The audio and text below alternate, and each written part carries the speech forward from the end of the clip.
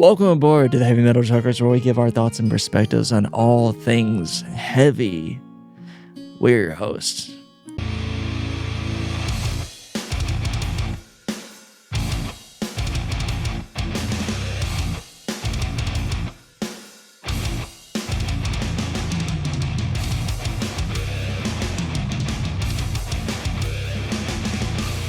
So, we are not taking a look at anything in this video. It is now story time.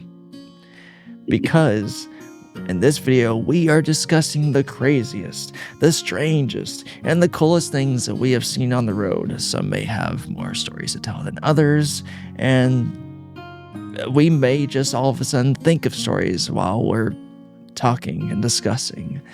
So, Probably. Yeah. Like, I actually had to think about it because I've been doing this shit for 8 years. Anyways, in typical fashion, Doppler, you want to start off? Actually, no, I don't want to start this time. Oh, well, fine then, Frosty. Fuck. The sky is always in the air, and the grass is on the sky, and let's see.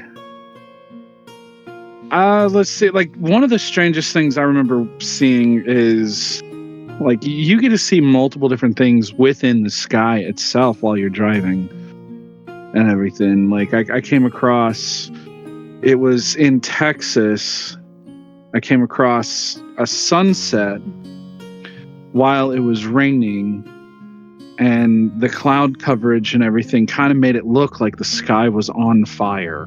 I was about to say, are you about to tell me you saw the green flash? There was a flash of green in the sky. No, the sky was afire. And all of a sudden you were neuralized. And it was just, oh my God. Yeah, no. Most of the things that I've seen on the road usually involve the sky, which is bad when you need to pay attention to the road, which is down. Dude, we've all done it. Like, sometimes you just kind of go, my God. And I get to witness this. Like, it's happening. Well, no, it is. And it's not just the sky, though. Like, one of the coolest things in general about driving, especially OTR, is we've talked about that. Like, if there's one thing we miss about being OTR, at least, well, Pincushion and I anyway, is seeing the country. Like, seeing places you don't normally see, or you go, or, seeing different sights, different landscapes, different, different skies, even, as he says. It's such a wonder. It really is. It is. Like, that's one thing I can say is OTR is, even though you're sitting there driving all day, visually it's never boring. Hell, oh yeah, no, definitely. Sometimes for even just like half an hour, it is just the most bliss you could ever feel in your life, just because for that particular half an hour, you have this gorgeous countryside or this gorgeous open plantain that just has stuff going on just literally as far as your eye can see, and you think to yourself, I get to live on this amazing planet that hasn't been fucked up quite to the extent that this would be destroyed. You come from some truckers will come from rural areas or city areas and everything, and we really don't get to see a lot of like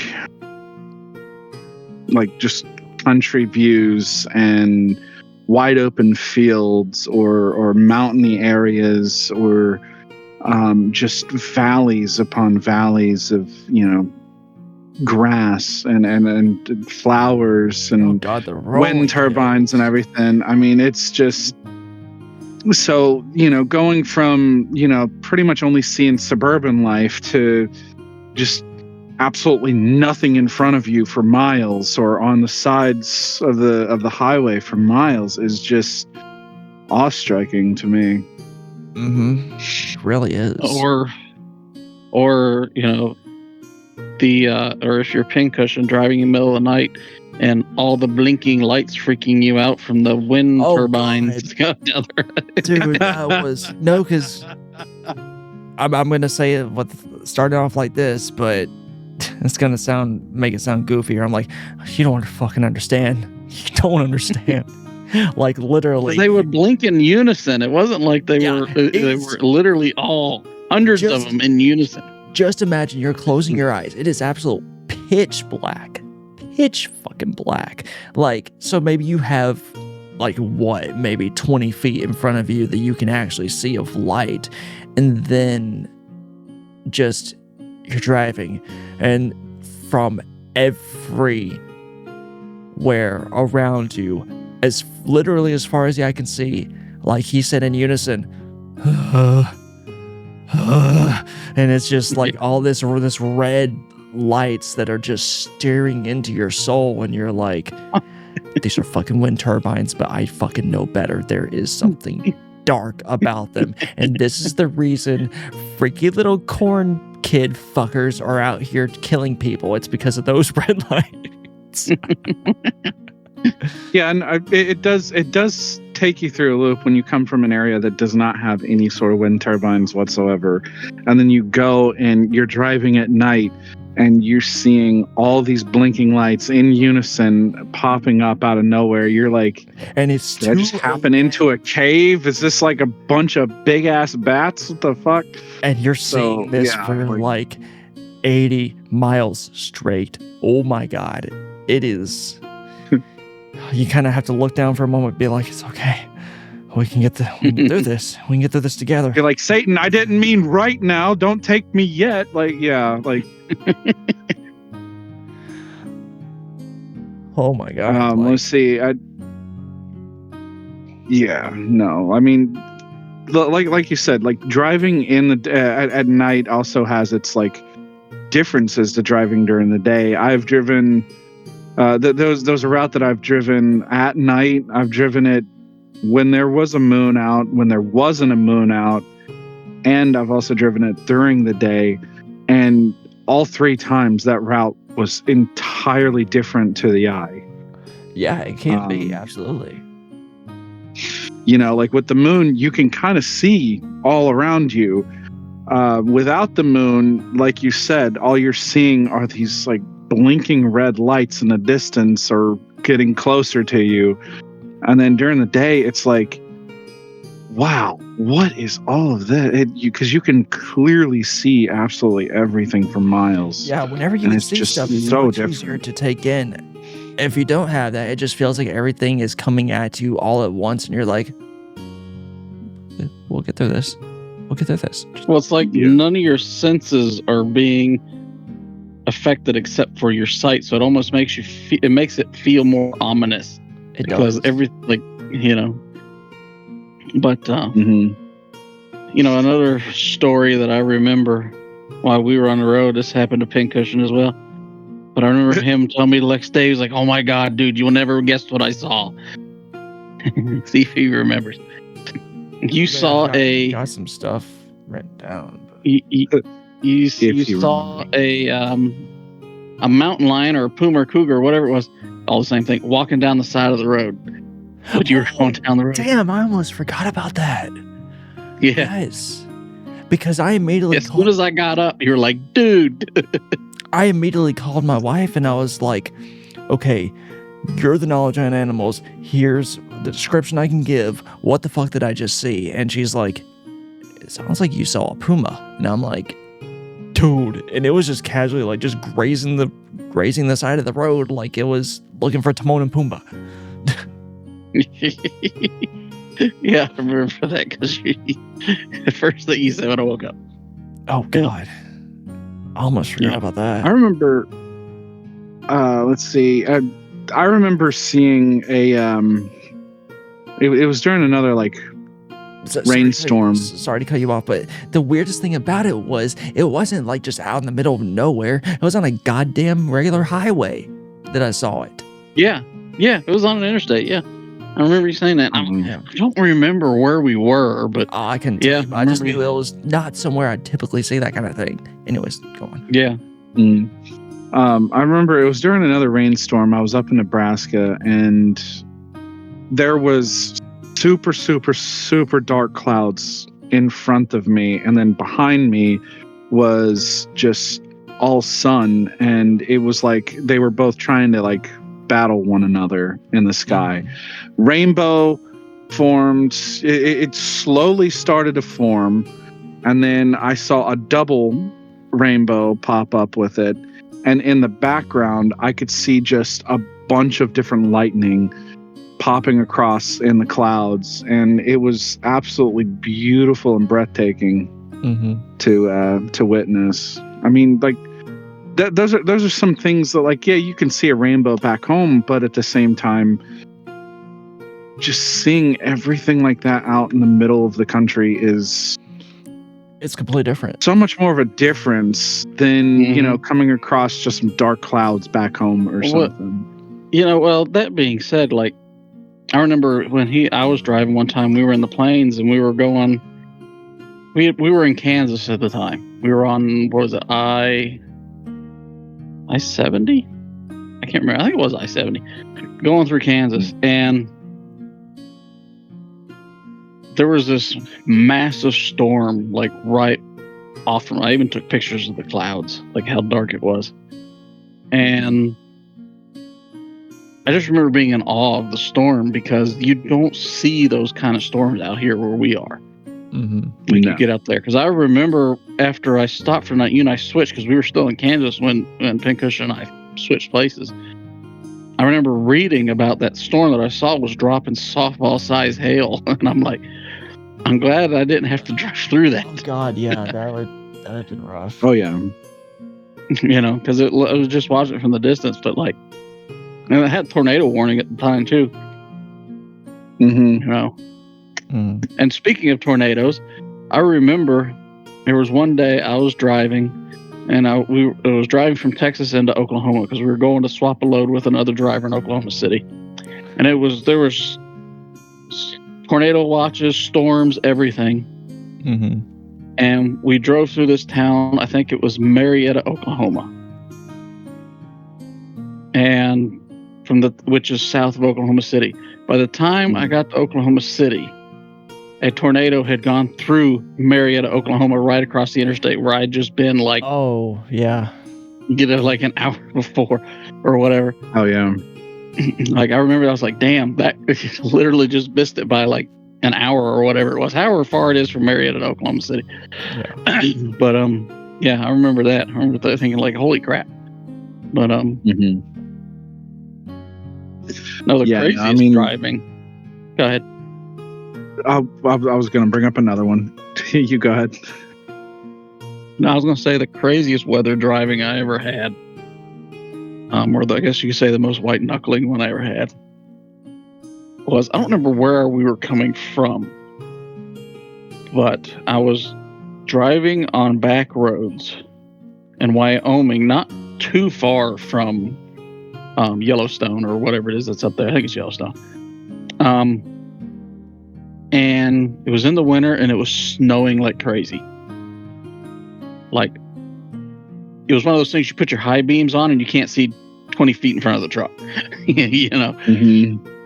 And of course the roads are complete. Everything was covered. And I remember going through these roads, pouring down snow. Don't know where the road ends, stops, side, or nothing, because nothing had been plowed or whatever. And then I'm seeing these signs: beware of avalanches. And I'm like, well, that's comforting. I'm like, that's comforting when I'm driving down here in a snowstorm. Yeah. I thought you were about to talk about that time where we had to pull over because I think we had swapped out, we had just swapped out. I was driving, and it got to where it was absolute whiteout conditions, and like typically, like, I can drive through snow. That's no big deal. I'm fine with that. But whenever it got to the point where it got so thick that I couldn't see the road at all, the only way I was able to determine where we were was the weather posts on the side of the road that had the reflectors on it. That's the only way I could tell I was on the road, and I'm like, I have to get off because I can't see where the fuck I'm going. We're not gonna make it far. And so we ended up having to pull off, I think, at a pilot, and oh god, it was If I remember right, that was in Oregon. it was Um, um, before you get to Dead Man's Pass, because we were, I forget the name of the town we stopped in, but you stopped A because you couldn't see, and B because the interstate was closed before you got to Dead Man's Pass. Yeah.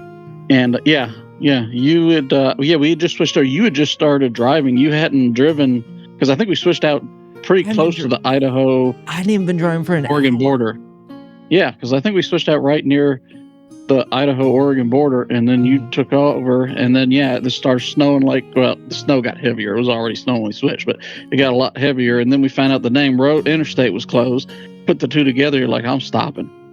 Yeah, and then that's also the time I want to say that's the point that I got chains as well from that pilot. we did get a set there, because they had to open up the card. To be able to do it, and then we got the other because we had to have two, and we only had the one, so we had to get the second one. Good lord, dealing with that was I mean, granted, I couldn't do anything because the roads were shut down, but it's like that was the most frustrating thing was getting that fucking card approved for chains. Yeah, because I kept on getting switched between departments. I'm like, why is it so difficult to get fucking chains? Yeah. Yeah, because when you're out on the road, you have to have a certain number of sets, and for whatever reason, when we grabbed the sets when we were at the terminal, we didn't grab enough, and we realized it then. Well, because one, at that point, I had never been in a situation where, well, surprisingly and thankfully at the same time, I had never been in a situation where I had to put on snow chains. Like, I knew how to do it, but it's like I hadn't done it, so it's like offhand, I didn't know exactly how many we needed. I'm like, here's a set, and I guess if we need more, we'll just get more along the way. It was either that or they told us to get the chains, and it was literally outside on a fucking pallet. And it was the weirdest setup just because a lot of it just looked rusted to shit as well. Yeah, we went through several different ones trying to find a decent set. Yeah, it was. We only ever had to use the chains once. Yeah, that was in Montana. Yeah, I remember because you stopped and put them on. Somehow I slipped through it. Because when I woke up is when you basically, I woke up and you had went like 2 more miles and then stopped and we were able to take them off. Because I remember taking them off and it was freezing out there. Oh yeah, it was because I remember that because I had my parka on because it was -20, and I thought it was funny because whenever I went out there, I'm like, this actually doesn't feel like it's -20 out here. But then again, I was bundled to the T, so yeah. But still, like, and the wind chill was like -40 something. Yeah. Well, that was before that happened, but like before the wind chill had occurred, it was still like. It was either 0 or -20. I don't remember which one exactly it was. But I remember I had to take my gloves off to be able, because there was something I had to do. I couldn't do it with gloves on, so I had to take them off. But I'm like, this really isn't that cold. And it just threw me off guard. But and then I remember like it was because like I could have had the option to just stop, but I'm like, I just continue. I'm like, I can throw the chains on and we can go a little bit further. And I am so glad I did because the fucking view, all that view was breathtaking. It really was. Actually, road, if I'm not mistaken, I think I might still have some photos. I'll try to put them up here if I can find them. You have a video you took. No, that was in Pennsylvania. No, you took one in Montana too. Going through there because I was awake when you took it. I know. And you actually put it on this channel, but it's private. Oh, okay. Well, like it's not actually where people can watch it. I'll look through and see if I can do something with it.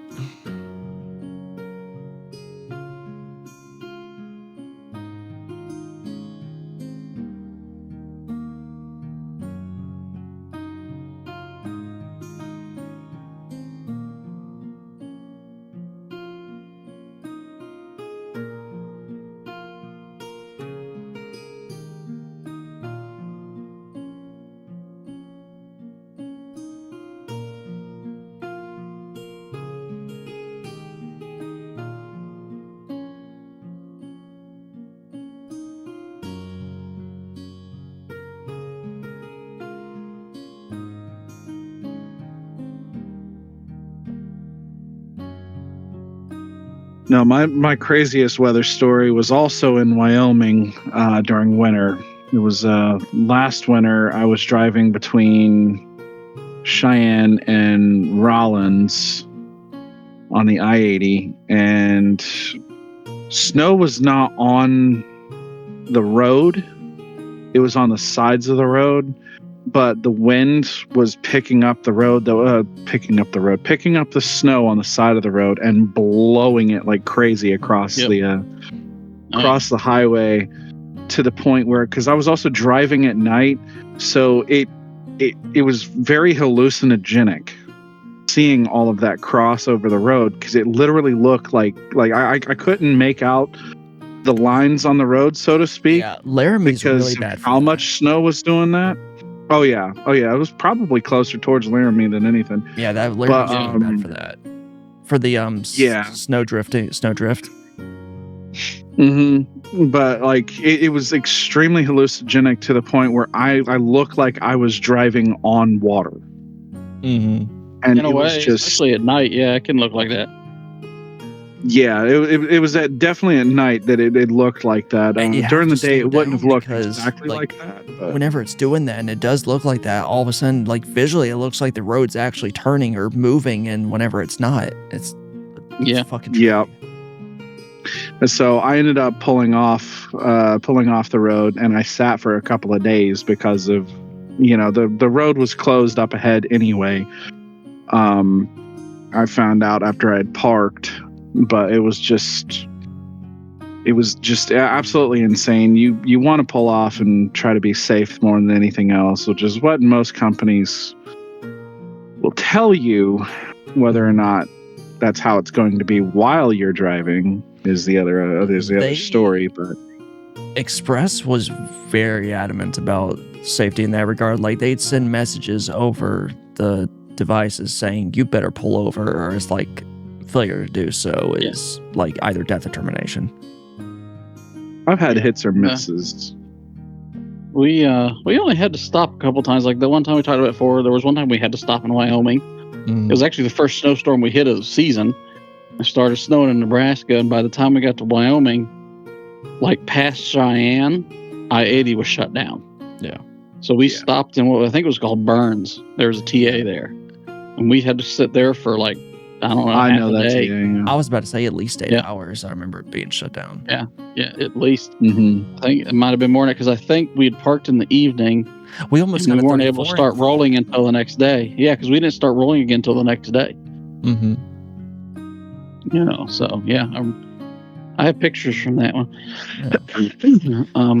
Probably going along with that, one of the craziest things that I saw, which for anyone that remembers this or was out towards the west whenever this was going on, this was the winter of 2023, where there were reports going on everywhere of just pile-ups occurring, just absolute constant pile-ups, just because. And I remember hearing people say, well, why don't they just drive slower? I don't get how they could have so many pileups. And it's like, you don't understand. It went from basically nothing to immediate whiteout conditions, and no one could see anything, and people were just going off the side of the road, and you couldn't see but 10, 15 feet in front of you. And so by the time you could even have a chance to react, you've already crashed into someone. And I just remember it being like, we missed that by like a week or two. And then we were coming back through that area, and I just remember actually seeing all the crashes. I couldn't go 5 miles without seeing a 10, 15 truck pile up, and there were just so many tractors just torn, ripped to shreds. They were just right in the middle of the ditches, and it was just... Just hearing the reports is one thing, but actually seeing what they were reporting, that was something completely different. And you're so thankful that you weren't in the midst of that, because I could only imagine what it was actually like while all that was going on. Yeah, there was, speaking of accidents, well, I remember probably the craziest one I saw involving a tractor trailer when we were on the road. It was in Wyoming again. So we were going on I know during the winter I-80. I'm pretty sure it was, but it wasn't snowing at the time. But it was I-80 East. We were going east. And there was this semi. It looked like he was by himself. So I don't even know how this happened. Because he's that special. But, yeah. But literally, the entire sleeper portion of the cab was crushed. Like, just completely destroyed. Like, now, where the truck driver and all set, for the most part, it was okay. Mm-hmm. Like, if you looked the truck from the front and couldn't see the back, you'd think, oh, that's normal. And also you look back, and the sleeper berths are just like completely destroyed. And I remember thinking, how the hell did he even do that? Like, with great skill. Yeah. Yeah. Because the trailer was still attached. Because first thing you think was maybe the trailer, he high hooked it or something. Trailer came and smashed the cab or something. Yeah. But no, it was still attached to the truck. The Kingpin. So I don't know. I have a clue how that man did that, or woman, or whoever was driving. I mean, unless that was the most heinous, like jackknifing this way and then that way, and it just crushed it all. Something. I don't know. To this day, I don't know how they did that. Because the weirdest crash I remember seeing was actually, I want to say it was like 4 days ago. I came across some traffic. I saw smoke up ahead in front of me, maybe about like a mile and a half down. And by the time we finally got up to where the smoke was originally emanating from, there was a trailer that was like kind of crushed in, but it was like you could tell they'd cleared away all the fire and everything from it, but there was just a big gaping hole in the back of the trailer. Not right at the doors, but maybe like, I don't know, like a yard or two from the doors. And it was just, I don't even know how the fire had started to do that. It was just absolutely insane. It was probably a hazard. Really weird to see. See, that's what I was thinking. I do have a picture of it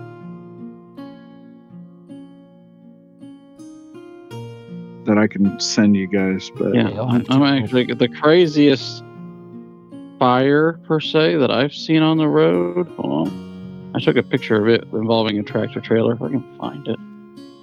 Yeah, I was about to say, any pictures that you guys or videos that you guys have, I'll try and put them up here. Yeah, here, I'll send it to. My best picture was my view driving up into Washington from Oregon, the mountainy areas. Oh, I bet. That was my best picture. This fire, I remember coming up. Where was I?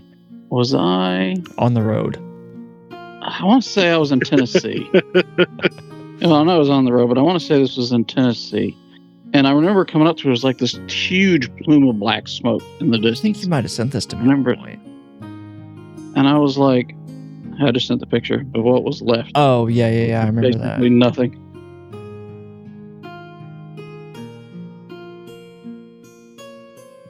And I just sent the picture for mine. Gotcha. And I was like, Jesus. And then, of course, traffic was stopped. And then finally started moving. And then I pulled up, and that's what was left of the truck. Like, which is nothing. Like, even the engine looks like it was incinerated. Like I can't even imagine how hot. I can't even imagine how hot that was burning. I have a story tied to what I do now. It's nothing story time crazy with me. It was just what happened, and it kind of has a moral to the story in a way. Don't be an idiot. Gotcha. Yeah. Actually, yes, that's kind of the moral of the story, but I'll get to it. So, so for people viewing that don't know, I do oversized loads now. So I have pilot cars, front, back, so on and so forth. And so I had gotten to a delivery, and in order to get into this delivery, I had to have the pilot car shut down both sides of the road, so that way I could get in. Well, this one lady came up to the one pilot car, because the one pilot car was sitting at the start of the intersection, blocking people coming from the intersection onto the road. Well, this lady didn't like it. So she decided she was going to go around and go through the grass, go over the curb, through the grass. Well, what she didn't realize is there was a big old culvert right there. And it hit the bottom of the car and ripped out the whole bottom of her radiator.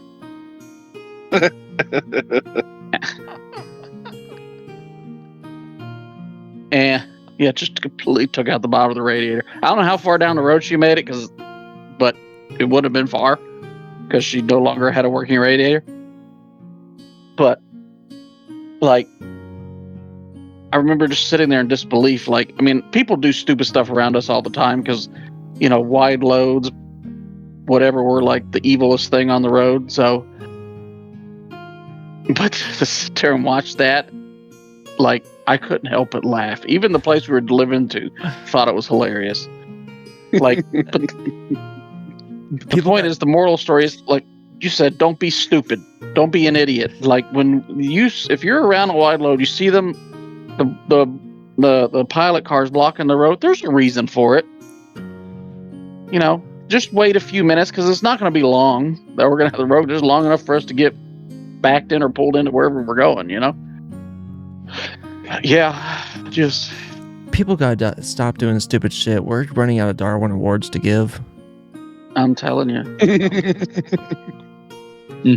To do that. Yeah. Alrighty, so one of the things that I kind of want to start to get into is, like, I guess whenever we first got on the road and we started seeing these sights and kind of it being awestruck to our minds, probably one of the most fascinating ones for me had to have been, and good Lord, this was years ago. Mind you, I am not from the city, so please bear that in mind.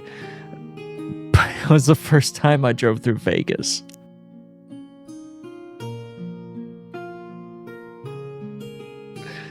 And I'm like, my fucking God, like, these people must be on speed to keep going like this, and just to, like, this is absolutely insane. Granted, I wasn't, like, in Vegas, but, like, I don't remember what road it is. The outskirts. Kind of like that. I-15 goes through there. Yeah, I-15. And then I remember ranting about it because I was so disappointed. Getting to see actually how fucking small the Luxor Hotel is, that was a goddamn disappointment. Yeah, it really is. Like, you're like, I thought it'd be a lot bigger than that. I was, because I'm like, I'm ready to see this, like, huge pyramid of Giza, and you look and it's like, what is this little fucking trinket? Yeah, it is. It really does. And I wanted You could fit it in your pocket almost. damn near, and it's like, I was hoping that, like, I mean, I knew they cut down the light beam, but it's like, I wanted to really see, like, the lights before they swapped them out, just to see how it was. I mean, you could still see it from way afar, but the point to where it was, like, completely beaming years ago. And I mean, I know they've had to change out the bulbs because, like, wildlife was literally getting incinerated just going by it. But that would have just been amazing to see. So, talking about I hate to interject here, but since we're talking about disappointing things, and it happened in the same area. Okay. So, we were coming from when we were both on the road. We were coming from Arizona towards Vegas. I forget the name of that road, highway, whatever it is. It's not an interstate. I think it's a highway. Yeah. And it took us, and I knew that it was going to take us by the Hoover Dam. And I'm being really excited because I've never seen the Hoover Dam. Like, sweet, I'm going to get to see the Hoover Dam. Coming up to it, I'm excited, get on the bridge, and you can't see the fucking dam other than the very top. I was like, are you fucking kidding me? Look, So it's bad. a bridge. Like, Yeah, because you're on the bridge and the bridge blocks it. Like, even, like, oh, I was so disappointed because literally you can only see the top of the dam. Oh man, You can that's see close. my disappointing one was the arch in St. Louis. I thought it was going to be a lot bigger than it actually looks. Wait, really, for you? Because it's pretty fucking large. Don't get me wrong. I know it's kind of large, but I expect it to be a lot bigger than it is. Did you think it was gonna be like the size of the goddamn World Trade Centers? What the hell were you expecting? Kind of. Like, I know it sounds far fetched, but I promise, I thought it was going to be maybe as big as like the Empire State or even the World Trade. It's like, Yeah. No, just no, it's. it's still big, but it ain't that big. Yeah, Like, yeah, I went no. to I it mean, when I don't was get a me wrong. kid. It's definitely big, but Like, I went to it when I was a kid and actually went up in it, like, because you know the little elevator thing you can take up to the top. Yeah. I did that as a kid, so when I saw it the first time again when we went out on the road, it wasn't really surprised to me because I kind of already knew. But It wasn't nearly like a disappointing thing. It was more like a what the fuck kind of ordeal. Was the first time that I was on Route 66. I thought it was the coolest fucking thing. And then like we swapped out at Route 66 and it was this truck stop. I got a shot glass somewhere of it. But I remember we were swapping out my first co-driver. And whenever it was my turn to drive, I got onto Route 66. I'm like, this is so cool. And then literally getting onto the interstate is just a right turn. Like, it's not even an on-ramp, no off-ramp. It's just turn, you're on the interstate. And I'm like, what the fuck is this shit? Like, it was mind-blowing. I just thought of one of the coolest things I saw on the road when we were on the road, like you and I were. We were in Texas, like on I-40, so like near Amarillo.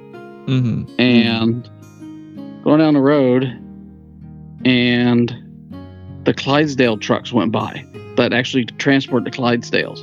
Yeah. I'd never seen them before.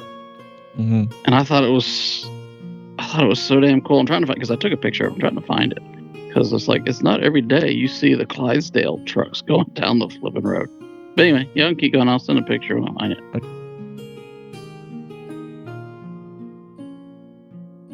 Okay, so do you have any kind of goofy moments that you had on the road? I remember we had some, but I don't really remember what they were about. But I remember having a good laugh. I've got several, actually. Here it is. I found it. I don't really think I've had any goofy moment. No, I guess the only goofy moment I remember ever having is driving past the chocolate factory in, what is it, Kentucky or Missouri? It's the Uranus chocolate factory. Oh, yeah. Passing all the Uranus signs. And I'm like, they realize what they did, don't they? Yeah. What was... Oh, I remember something funny along those lines. In Wyoming, there's a sign for a truck stop that's in like Oregon. And it tells you how many miles it is to it. You know which one I'm talking about? Wyoming. It's like 1,000 something miles and to get to this truck stop. It would crack me up every time I went by it. Oh, yeah. Some of the goofy moments that we had, or that, I've experienced. So my first co-driver and I, we were forced to be reckoned with of absolute stupidity. Oh, you are not wrong. So these first couple stories are going to be whenever I was with him. There was one morning he came up where we were getting ready to swap out, and he's just like, "Oh, you're awake." I'm like, "Yeah." And then and he goes, "Have you ever seen Scary Movie?" Like, that's the first thing he said, and I'm like, "Yeah, why?" Like, I had no idea. Knowing him, it's going to be a lot of different things. And he's like, "Do you remember Officer Dewey?" And I'm like, "Yeah." And he goes, "Dude, the guy at the guard check, I swear it could be his doppelganger." I'm like, "Ain't no fucking way." And he goes, "Wait till you get up there." And I'm like, "Oh shit, okay." So got our trailer, I'm driving now, and we pull up. This is how this guy walks out of the guard check, and I'm not exaggerating. Oh no.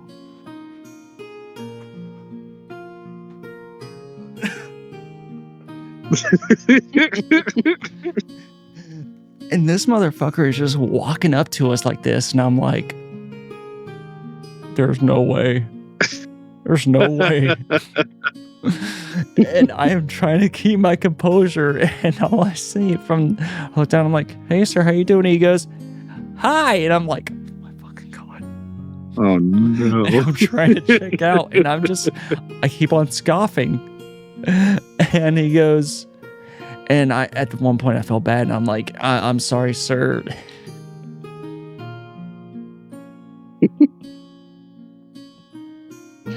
I'm like, I'm sorry, sir. I just got done being sick, and I'm dealing with some bronchitis right now, so it's causing me to cough.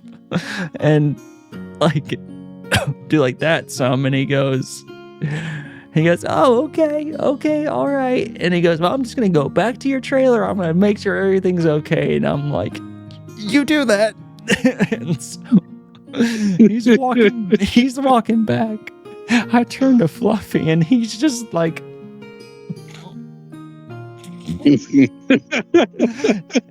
I can't trust this motherfucker to keep his composure either.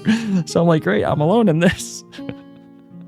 And he comes back up, and he's like, you're all ready to go. And I'm like, thank you. And he goes, you have a good day, and you take care of that bronchitis, okay? And I'm like, will do. I just got the paperwork. I was trying to drive him away, and I'm looking at Fluffy. I'm like, you couldn't have prepared me for that. And he is beat red in the face. He goes, I fucking told you. I'm like, I didn't think anyone could be that way. As soon as he had said, you take care of that bronchitis, you could have done the Officer Doofy then. Roger that. No, I didn't want to do that. I could kind of tell he could tell I was bullshitting him. But the other goofy moment that I had whenever I was with him was that we were in the Southwest, and it was summer. I think it was coming close to the summer. Actually, it was probably spring. But out in the Southwest, the spring happens a little earlier. I needed to use the restroom, and it wasn't long before we were switching, or it wasn't long that he had gotten into his shift. I guess I had trouble. So I don't remember. But I'm like, hey, could you pull off at a rest area so I can use the restroom? And he goes, yeah, there's one coming up here. I'll just pull off here. I'm like, okay. And so I'm like, yeah, okay, cool. So I got to go really bad. And so he pulled off at the rest area. I walk up. I get to the restrooms, and I look over. I stare for a little moment. I turn right back around. I get back into the truck, and he goes, that was quick. I thought you had to go really bad. And I'm like, go a little further down. And he goes, the hell? And I'm like, we're in Arizona. I just saw the sign for dangerous wildlife potentially at the restrooms. I ain't taking my chances. And so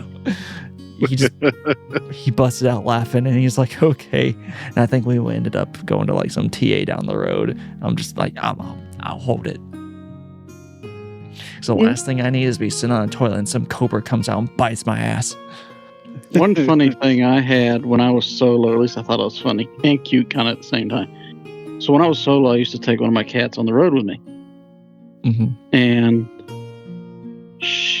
anytime I would leave the truck and I would come back, she would always be sitting in the driver's seat with the half of her head peeking out over the top of the driver's side window, looking at me, waiting, because she looked almost like a bat kitty.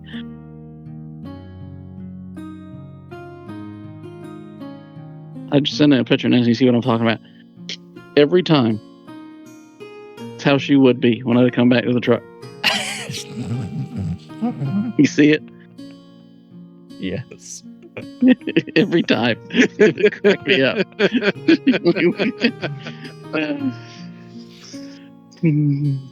So the other goofy moment that occurred, it was actually probably first couple 2 or 3 weeks of Doppler and I being out on the road.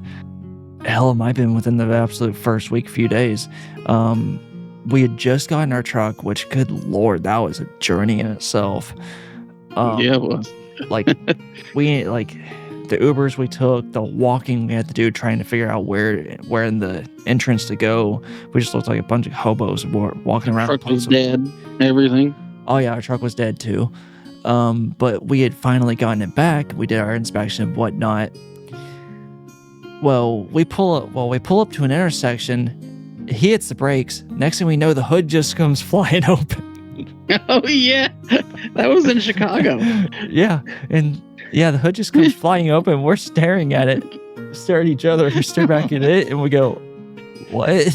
I'm like, "I thought I latched it back." So we pulled the brakes. We're getting out. We're both working together to get this thing hood back on and latched up. But the fact that he just stops, and thankfully there wasn't a car in front of us. But the fact that we just stop in we're just sitting here staring at the engine like, what? Yeah, I remember that. It was in Chicago. A lot of things happened. We got rear-ended in Chicago. All sorts of things happening. Yeah, Chicago for a reason. So I'm gonna go on to my strangest situation that happened that I can recall, and this happened whenever I was a Doppler, and it was in Oregon. He probably knows where I'm getting ready to go with this.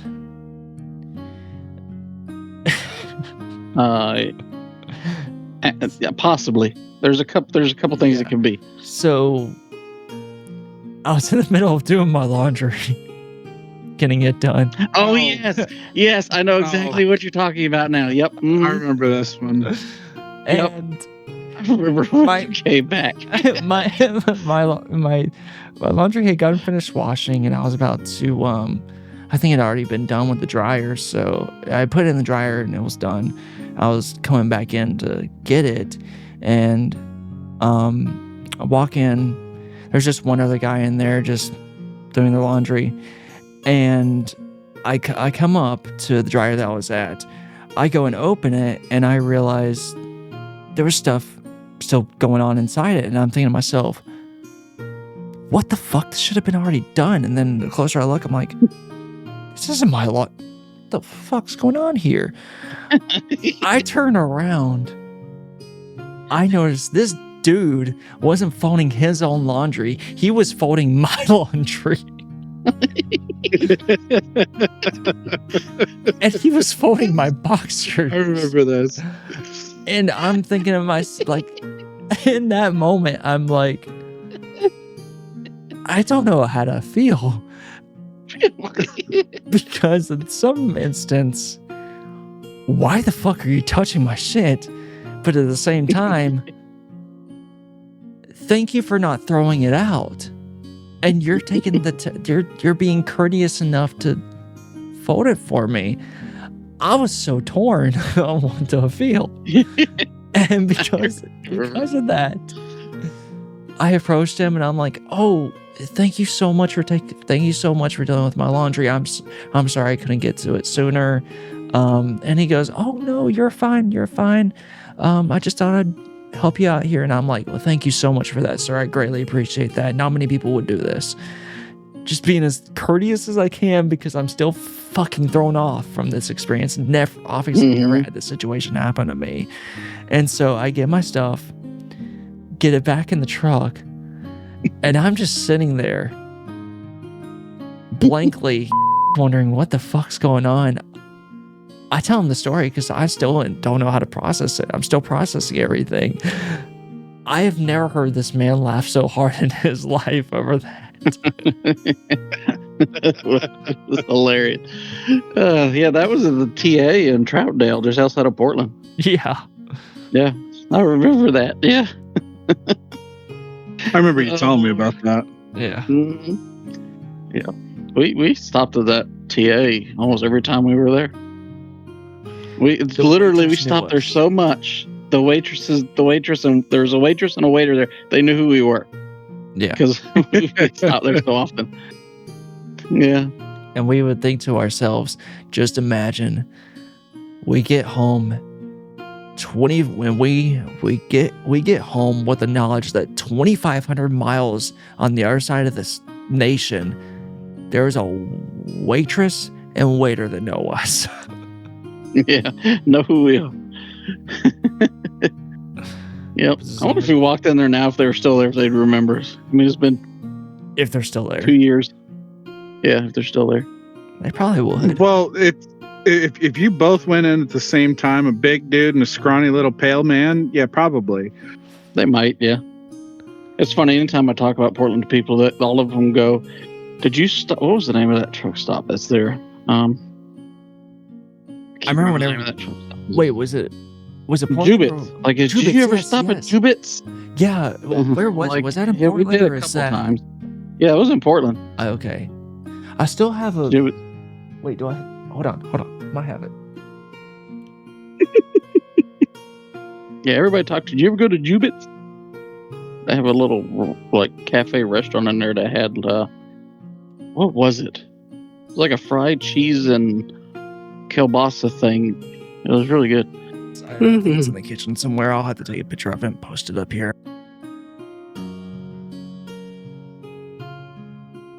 But yeah, I got a mug from Jubit's because that was a place everyone said to go to. Yeah.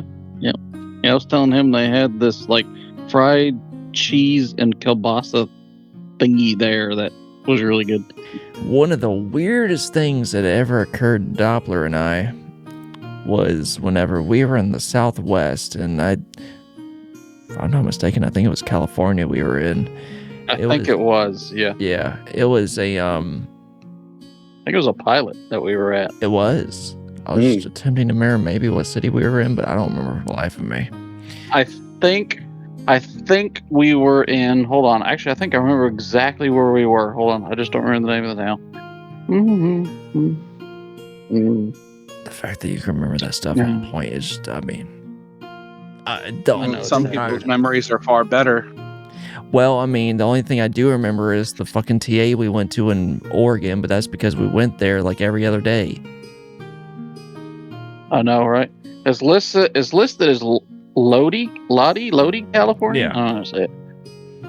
LODI. California, where it's. I don't know how you say it, But anyways, but I'm 90% sure that's the pilot we were at. yeah. So It's viewer's choice pronunciation. Yes. I'm sure somebody from there will be like, it's pronounced this way. So, what had occurred is we had paid parking, and you got a little receipt that had the what all did it? It was basically, it had some stuff on it that said you Had the paid- dates on it. Yeah, dates. Yeah, had the and dates whatnot. on it and all that. So the security guy could see that you paid for parking. And what you're generally supposed to do is say, like, here's your window. You're facing in the truck this way. What you're supposed to do is put it right underneath that, roll the window up. So on the inside, you can see through the window, there's that. And because it was windy, and also because, like, chance of wind or whatever, people being assholes, like, you keep it inside so that, like, nothing happens to it, doesn't fly away or whatever. Well, weirdly, You can also tape it to the inside of your window, but yeah. yeah, but whenever you don't have tape, you improvise. So this is Yes. how we had it in the fucking window. The next Driver's side window. yeah, driver's side window inside. The next day, the very next day, either Doppler or myself. No, I think it was Doppler. He Yeah, I think it was me. Yeah, he opened the blinds to find it like this. Like, Yeah, it flipped around to the other side. it had flipped around to the other side, and this window was tight. Like, we went to tug on it, and if you tried to pull it through, it would have just torn off. And that didn't happen Yeah, once. because I looked at him. I remember I looked at you. I'm like, didn't we have this on the inside of the window before? Yes, and we did. And the odd thing is the fact that even after I redid it, it went flipped the other way again. Like it happened twice. No idea how that. No idea how it happened. And so One of you are magicians. I went inside to get something, and I came up to the counter because at that point I was just so just flabbergasted. I asked the counter, I know this is going to sound weird, and hopefully this doesn't make me sound any more insane than I potentially am, but have you guys ever experienced this? And I told the story, and they're like, we have never heard of that happening. And they're like, you're certain you put it in that way? And I'm like, yes, I remember it. And I even took a picture of it. And they had no answer. They had never heard of that happening before. And that had never happened to me. So that's something to this day we cannot explain how that occurred. Yeah. I still have no idea. Because I never had it happen to me since or nothing. It was the only time. It was the weirdest thing. It did. It spooked us both because we were like, how in the hell did that happen? Exactly. Any more stories from you, sir?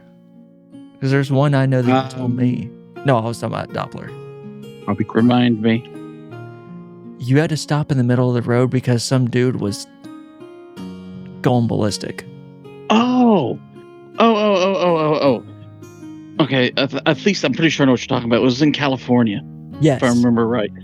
Figures. Yeah, California.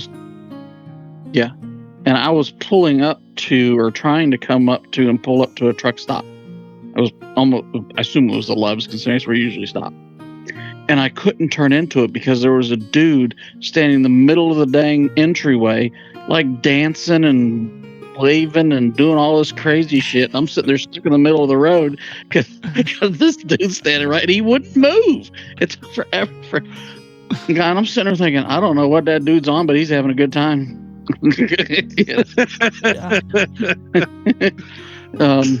Yeah, he was just like, what the hell, dude? I'm gonna end up having to tell it whenever you're finished, and I know my wife's gonna ask if I told the story. So Frosty knows this story. Doppler probably does too, but I know Frosty knows this story. My wife constantly reminds me of it because it's just so fucking hilarious. This was the point in time where I hadn't gotten with a company yet. Fluffy and I were trying to get to a company. Well, one of the companies we were trying to get to was CRST in Indiana. And we decided to take a car up there. Well, was one of the biggest cash, or no, it was Iowa. It was Iowa. It's the corn story. Shut up. Yep. Okay. So we're going through a bunch of cornfields in Iowa because that's essentially their cash crop, basically. And we're just going past all these cornfields, and I'm just staring at them like, I bet no one would know if I took one of these. And I told Fluffy this, and he goes, you want to grab one? And I'm like, well, now that you're enabling me at this point, I kind of do. And so, and he goes, can you be quick? I'm like, yeah, I can be quick. So he goes, all right, here you go. And so we immediately pulled off to the side of the road. I jumped out as quick as I could. I reached to one of the corn stalks. I grabbed one off. I ran my ass back in. And he goes, come on. Someone might see us. And so we finally get in the car. He hauls off because he saw me in the rear view mirror, not too far back. He saw someone come out of the fields onto the main road, waving their hand at us and running towards us. And so he sped his ass off. And I'm like, oh, I just stole a thing of corn. I took a picture of it. I sent it to my wife and I said, sorry, honey, you're married to a criminal now. And I'm like, you know what? I went through all this work. I kind of want to taste it. Oh boy. Hell yeah. He kept from me the fact that this was not sweet corn. This is corn being grown for E85 ethanol. Whenever I tell you, I have never had corn to taste so much like tasteless sweethearts to just turn into powder in your fucking mouth. I immediately spit it out, and I'm like, that was a disappointment. What finishes off the story was that we finally got to the hotel, and we were supposed to wake up to be able to get down to the terminal we were supposed to go to. He didn't do this, but he thought about waking me up this way. He wanted to get up, get over top of my bed, and just in the loudest voice he could go, "Where's my corn, boy?" And he just wanted to see me flip out in terror.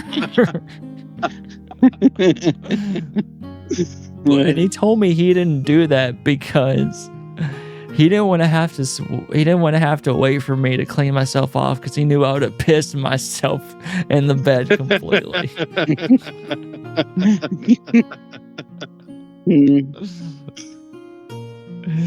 So now, to this day, I hear from him, and I hear from my wife, "Where's that corn, boy?" Yeah, that was, from recollection, aside from my very first trip, as far as trips are concerned, my very first trip that I took being on the road was with my trainer, going from Chattanooga, Tennessee to Washington State, my very first run. So I had the miles of hell. It was not in a bad way, just amazingness. And this was in November, and seeing Washington State in the winter,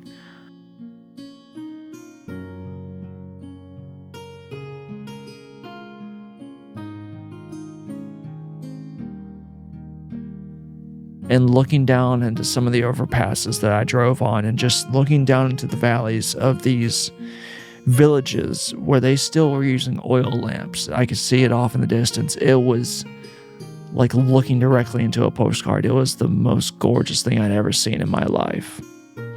And going through Spokane, Washington during the winter, I would never forget that. It was one of the most amazing times that I ever had on the road.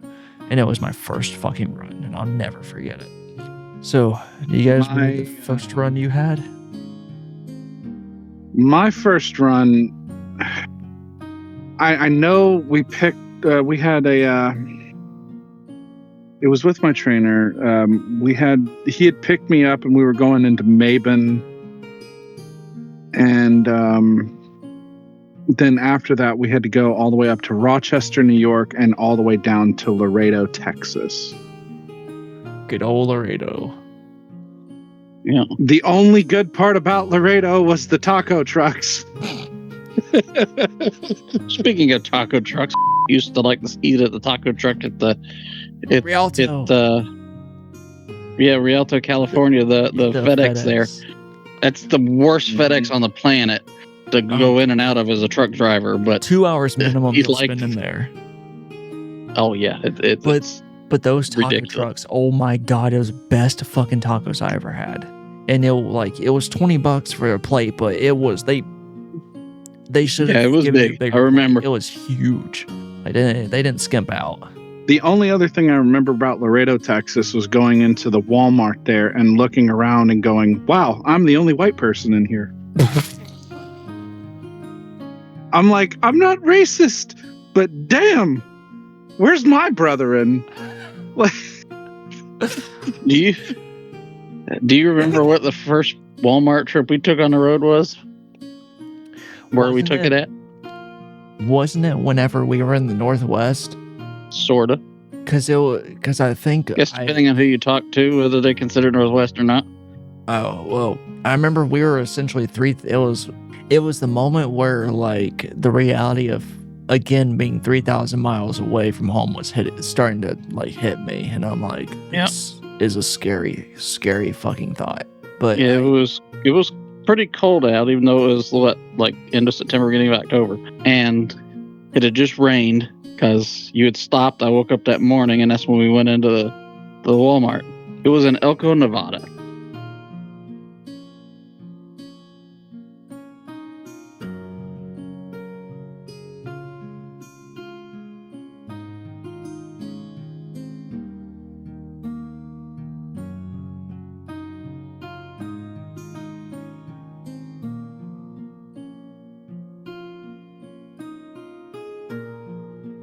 Is where it was. Oh, was it Nevada? Okay, I'm thinking about another one then. Or Yeah, no, it maybe was not. Oakland was the first one Mhm. we stopped at. I also remember being elated whenever we were not on a high value load, and it was whenever Assassin's Creed Mirage got released, and we were able to get to Oh, New York yeah. so I could pick up a copy of it. Yep. Was that one? I think that was the Walmart in Sydney, Nebraska, if I remember right. It was Sydney, because I remember calling around to see if they had it in stock, because I think it was a day or two after it was release day, and I was calling them to see. Yeah. I remember that because we thought it was in City because we had gone to the Loves to fill up, and then we went over to the Walmart because it was literally like right down the street from the Loves. What is your guys' favorite state to drive in? And then like, you had to fucking ask. what's a place, like a town or whatever that you absolutely love to drive through? Okay, there's two for me because I can't choose between. Are you talking about states or cities? But I want to know both. But No, it's not about him because he said there's two. Oh, Two states or two cities. oh, yeah. 2 cities basically. So for Okay. me, my favorite state, which it's probably would be weird to some people, but I absolutely loved driving through this state for 2 reasons, and that was Wyoming. What? Yeah, Okay. like a lot of people would say that.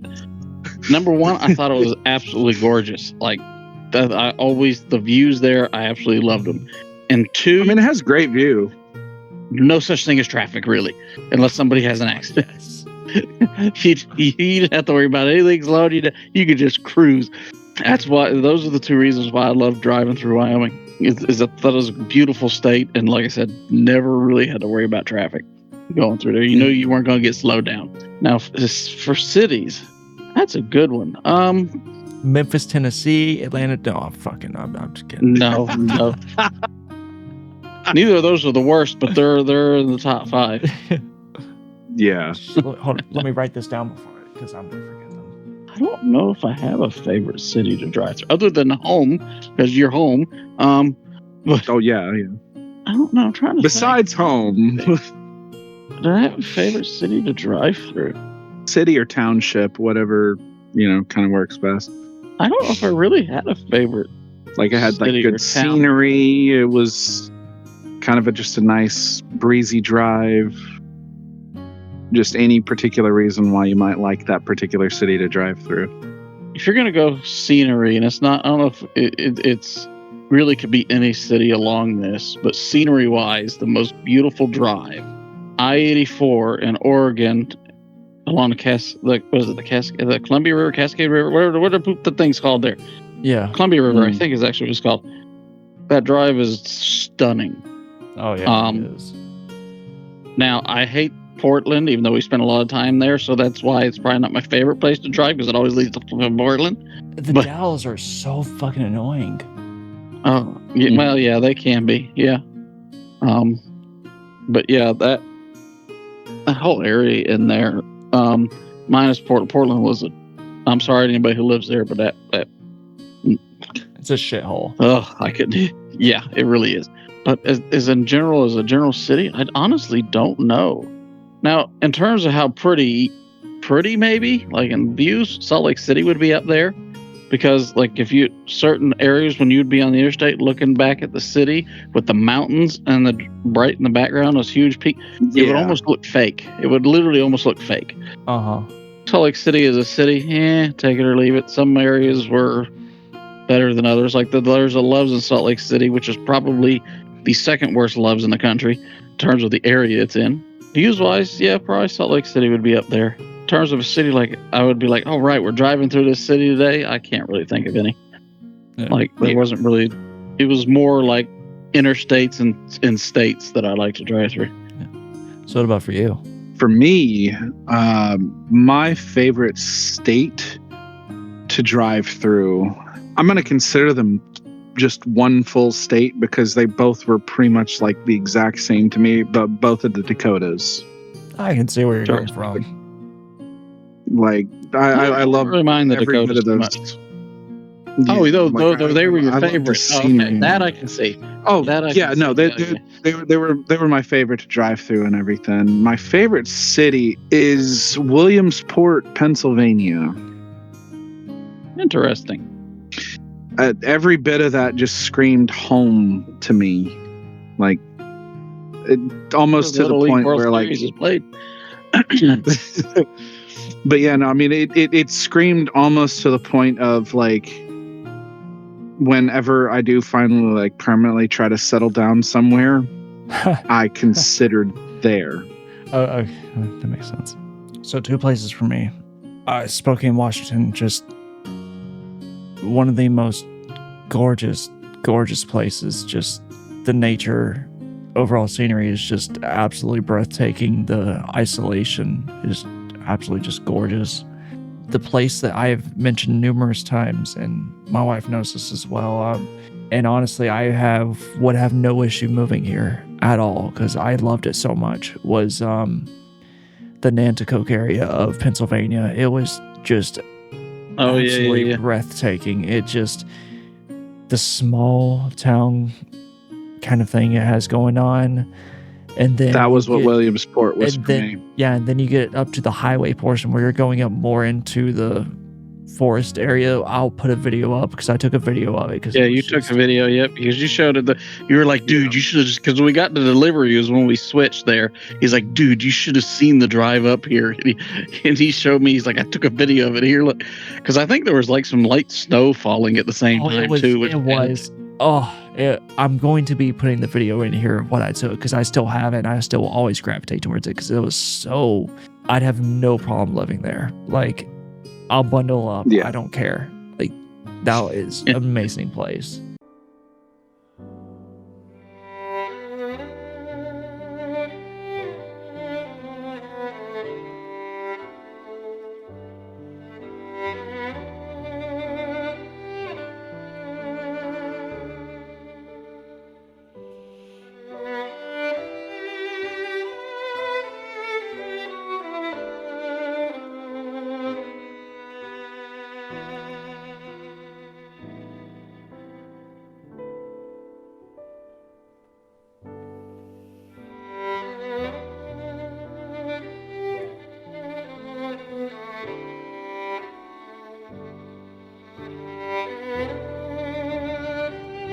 So, and you said that was where exactly in Pennsylvania? Nanticoke. It's the northeast side of Pennsylvania. Nanticoke. Yeah. Okay. Yeah.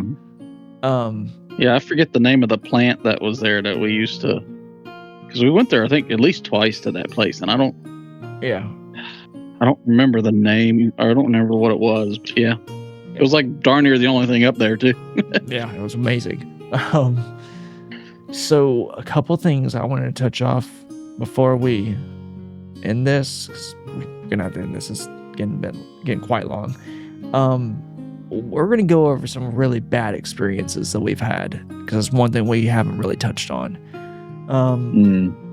The first thing I want to mention is the worst loves in this goddamn nation. God, yeah. Rests in Memphis, Tennessee. Yes. So much that once I went into the restroom and I came out, I looked at Doppler and I'm like, we will never break here because I will not take a shower in this place. The restroom was the filthiest fucking thing I had ever seen. There were D-cell batteries strewn all over the floor. The trash bin knocked over, spread everywhere. It looked like no one had taken care of it in a week, and it was just the most god-awful thing I'd ever seen.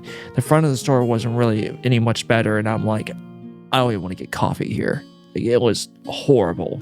And yeah, we went there twice because that was when we put gas in the truck, or fuel, diesel, whatever, in the truck. The very first time we went to that Love's. Yeah. And then there was another time we went there that we had to sit there because we were waiting for an empty. Yeah. But yeah, we tried to avoid that Love's as much as we could. Absolutely. It was a very bad one. The other bad situation I was in was the reason that I carry now. I know the story you're talking about. Yeah. I was at a regional company, and I ended up going to it was a thrift store outside of Atlanta. And it was commonplace for the drivers just to park where that thrift store was, just because no one cared. Just do what you want. And there was really nowhere to park in Atlanta or even outside of Atlanta. So I parked there for the night.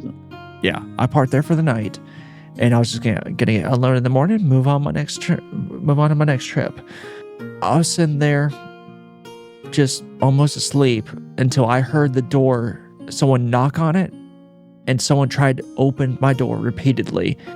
Freaked me the fuck out. I immediately got up, looked, no one was around, and then I immediately did the seatbelt maneuver just to make sure that if someone did get in, nothing else would happen. That morning, whenever I got unloaded, I called my dispatcher and I told him, the only way I will ever come back out here is if I'm carrying. And I explained the story of what happened. And he goes, fine by me. So from that moment on, I carried in the truck. I mean, of course, there's many companies that don't allow that, but I'm not going to fucking lie. I'd rather get fired for trying to defend my life than the worst thing happen to me, and then the company sees me as fine. I don't care. And like at US Express, they wouldn't let us bring a gun, but they did let you bring a knife. Yeah, I always kept a blade on me, but honestly, I wish I could have done more. There was one time we were on the road, and I was asleep. You were up, so it had been at night. I remember waking up in the morning, and I don't remember what happened or whatever, but you told me, like, I thought I was going to have to use the blade last night. I don't remember what happened. No, were you sleeping and I left the truck to go do something inside somewhere? I don't remember what happened. Yeah, but I remember coming back or something, and you were like, I thought I was going to have to use the blade. And I don't remember what happened, though, or why you thought that. Either. But if it had not been for Doppler having been on the truck and things riding on his career as well, I would have carried. Absolutely would have carried. Wouldn't have given it a second thought.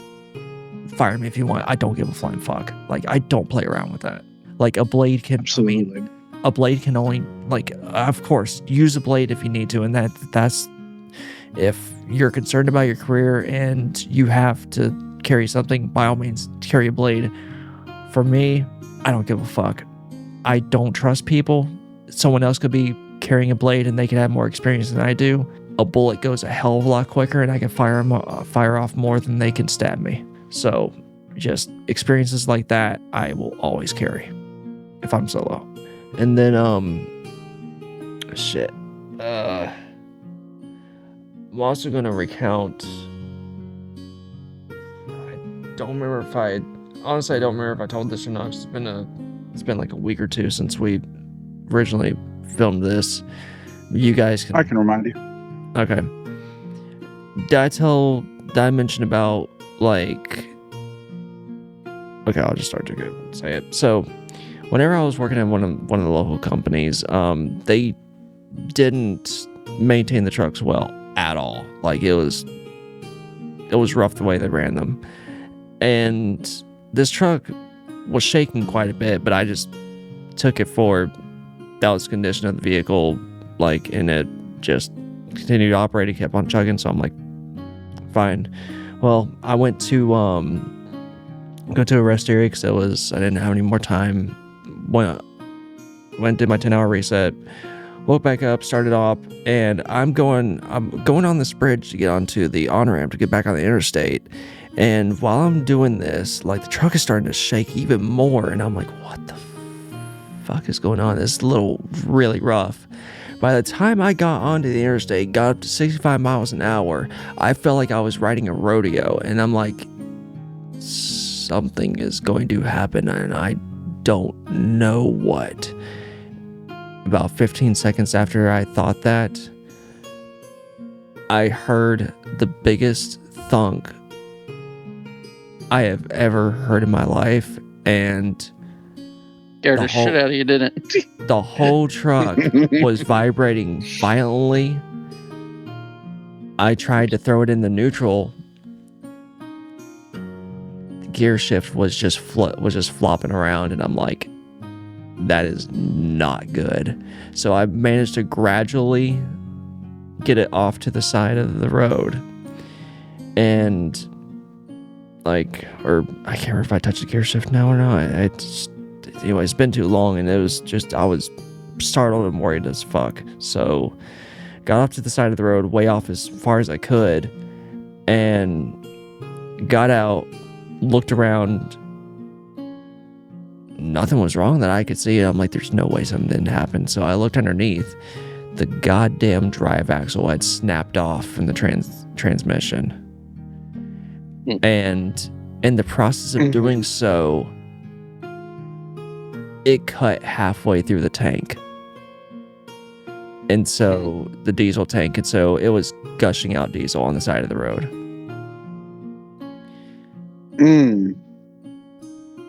So going from 65 miles an hour down the road to all of a sudden a drive axle falling out and literally scraping the entire road and feeling that, I was scared shitless. I would imagine. I pulled off. Oh, yeah. I immediately called dispatch and told them what occurred. I immediately called Fluffy, told him about what happened, and he goes, "You need me to come get you?" And I'm like, "Yeah, it depends on what the dispatcher says, but if you do, you might want to go ahead and bring a change of clothes while you're at it."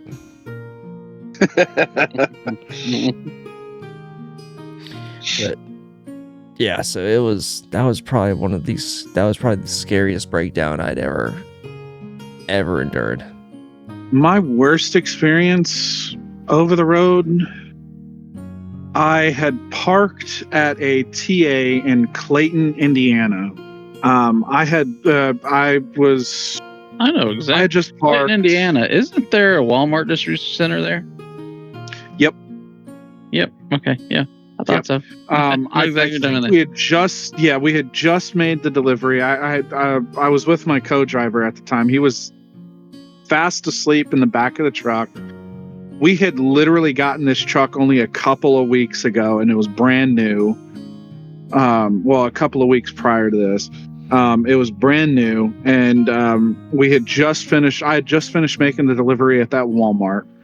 Pulled into the TA. I found the only spot left. I parked there.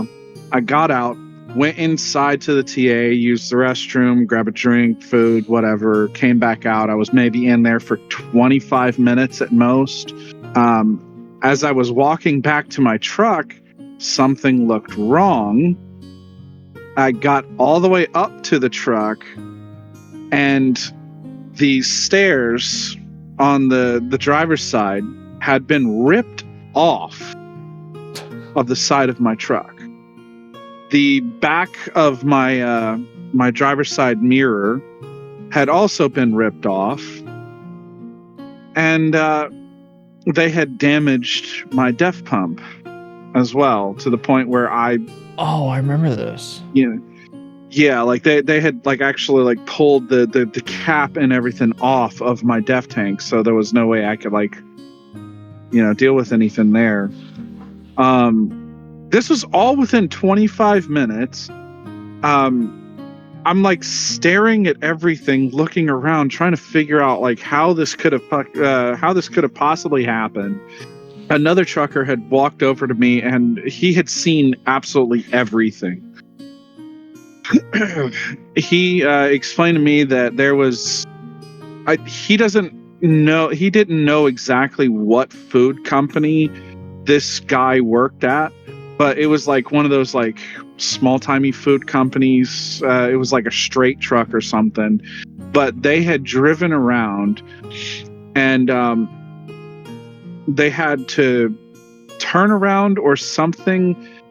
They ended up ripping off my stuff, not paying attention to it. Probably reconnected to reconnected to the truck. I'm sorry. It reconnected his truck, but he had backed into my stairs. He had backed into all this, not once stopping. He peeled out of the TA parking lot and almost ripped off the trucker that came to talk to me. Almost ripped off his front bumper as well. And I'm like, this is a thing? It was absolutely There's a lot of truckers that don't know how to drive. Oh God, yes. Oh, I mean, I know he didn't know how to drive. I know there's other truckers out there who don't know how to drive, but the fact that you don't that you first didn't feel any bit of that in a straight truck. Oh no, he probably And didn't, then just on didn't top care. of that, yeah, Well, he knew he didn't just, care. That's why he took off, because he knew he fucked up. Yeah, but I mean, he peeled out afterwards, and I'm just sitting there. I mean, it caused us to be stuck at the terminal that was close by for like almost a week. It was absolutely ridiculous. Well, that's because they don't know how to drive. I can tell you how many times I'd be sitting there, parked in the cab, in the sleeper, messing on my phone before I go to sleep or whatever, and I would feel whoever's backing in next to me hit the trailer, like it would move the whole truck. I can't tell you how many times that happened. Yeah. Well, see, and the other thing is my co-driver didn't feel any bit of this at all. Like he had stayed passed out.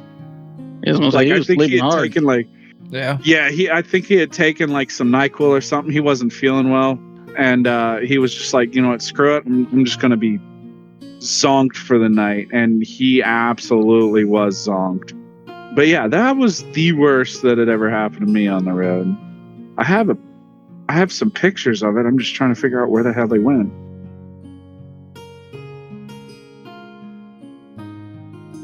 I think you've sent one to us before, because it sounds familiar. Probably. Yeah, this was like, fuck, I don't know.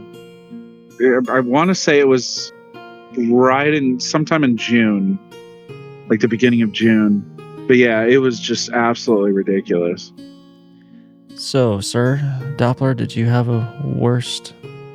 So my worst wasn't so much anything that happened while driving. Like my worst experience out on the road really wasn't anything that involved driving. I mean, even though we got rear-ended one time, we had somebody take our mirror off one time. Oh, but God, it was none of that that one. Yeah, even though that guy that took the mirror off, he was kind of a pain, because he's like, I need to go. I know, he was an absolute pain. Like, no, fuck you. You did this. You're going to stay here. Yeah. Yeah. But that happened in Portland, I believe. Surprise, surprise. Yeah. But anyway, no, for me, it was dealing with my dispatcher at my last company. Oh, good. This guy. Oh, man. Yeah. Would constantly try to push me to run illegally, would want me to illegally change my clock so I could get more time, and he even threatened not to let me go home if I didn't illegally change my clocks. I could go on and on and on about this dude. Mm-hmm. And dealing with him was far and away, worst thing I've had to deal with while being out on the road. It was a daily thing with that man. And you'll get that, the sad part. All right. Well, guys, we have told some comedy. We have told some strangeness. We've told breathtaking things. And we've told some of the worst that's happened to us. So if you want more storytellings, let us know. Even though this thing's probably already 2 hours long. I think it's about an hour and 20 minutes or so. Yeah. Oh, okay. Not as long as At least. I'm trying to think when we started. It feels like it was about that long ago. Yeah. But we might do another one of these later on down the road. Anyway. Yeah, guys, until next time, whether musically, lyrically, or literally, keep rolling heavy.